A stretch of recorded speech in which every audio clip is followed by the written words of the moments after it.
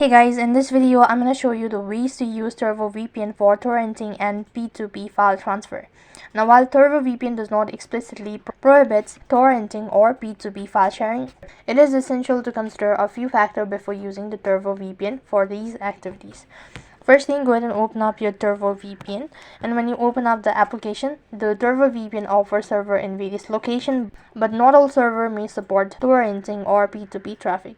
Now make sure to connect to a server explicitly optimizing for P2P file transfer if intend to use the turbovpn for torrenting. And likewise, some VPN provider impose bandwidth limitations or throttle speed for P2P traffic to prevent network abuse. You can check the turbovpn's policy regarding the bandwidth uses as well. And while using the turbovpn can enhance privacy and security, it does not explicit user from legally obligations and ensure that you're not engaging in any legal or copyright content.